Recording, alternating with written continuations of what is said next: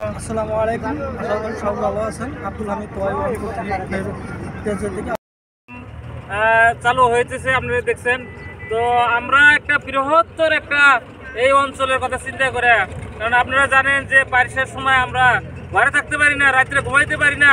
কারণ এই যখন বুড়াবুড়ির মধ্যে যে ধার পড়ে, এই ধারের জন্যে মানুষ ঘুমাইতে পারে না, মানে শুইতে পারে না, যে কোন সময় কাম করে এই জায়গা থেকে চলে যেতে হয়।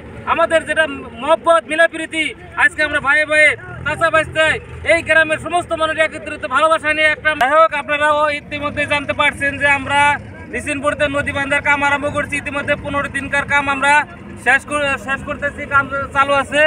যে আমরা ইতিমধ্যে 500-600 মিটার কাম, প্রায় মাটির কাম শেষ হয়েছে। আমরা যেটা টার্গেট নিছি, আমরা যেটা সংকল্প নিছি যে আমরা রাইজের নিরাপত্তা, আমাদের নিরাপত্তা আমরা নিজেরাই দিমু।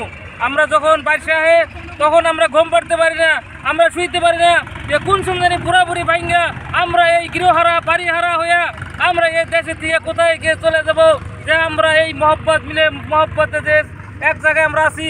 আজকে বিভিন্ন ধরনের বিভিন্ন জায়গায় মানুষ চলে গেছে, কিন্তু আজকে আমরা সেই কথা চিন্তা করে, একজন গরিব মানুষের কথা চিন্তা করে, যে আমাদের এই জায়গার কথা চিন্তা করে, একটা মাটি বাড়ির কথা চিন্তা করে আমরা বৃহৎ একটা সিদ্ধান্ত নিয়েছি যে আমরা যদি এই জায়গায় একটা বান বানতে পারি, আমরা এই 4-5 পঞ্চায়েতের সমস্ত মানুষ আগের মতোই আমরা এখানে আবার বসতি হবে, এখানে আমরা আবার মিলাপরিতিভাবে আমরা চলতে পারবো।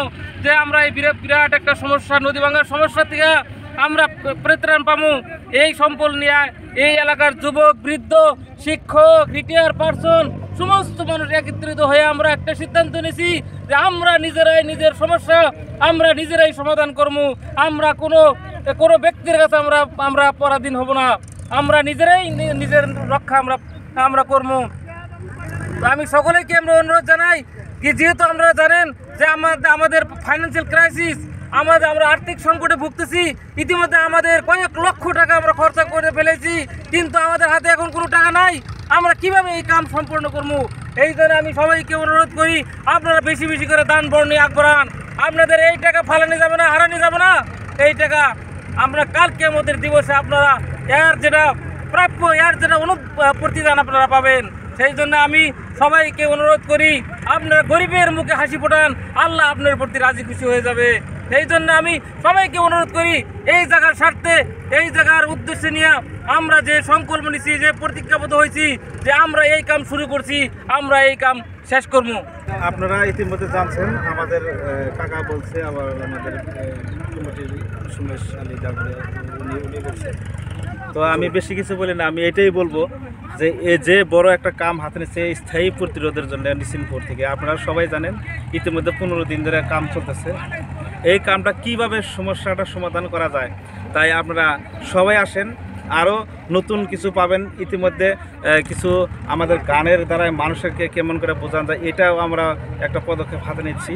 তো আমরা এটাই আহ্বান করব, যত টাকা লাগতেছে, মানে অসংখ্য টাকা লাগবে।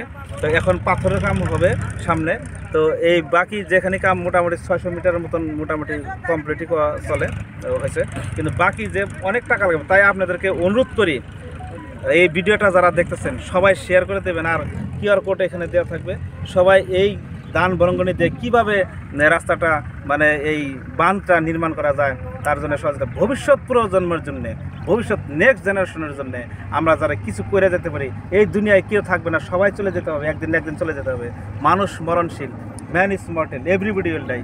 তাই আপনাদেরকে অনুরোধ করি, এই জীবনটা কিছু না, আমরা সব খেয়ে যেতে হবে। তাই মানুষের জন্য কিছু করে যেতে লাগে, এইটা ভালো কাজ। তাই আপনারা সহযোগিতা করেন, সহযোগিতা করে এই আমাদের এই জায়গাটা হাজার হাজার লক্ষ লক্ষ মানুষের যাতে উপকার হয় তার জন্য একটা ব্যবস্থা করবেন বলে আমি আশা রাখছি। ধন্যবাদ।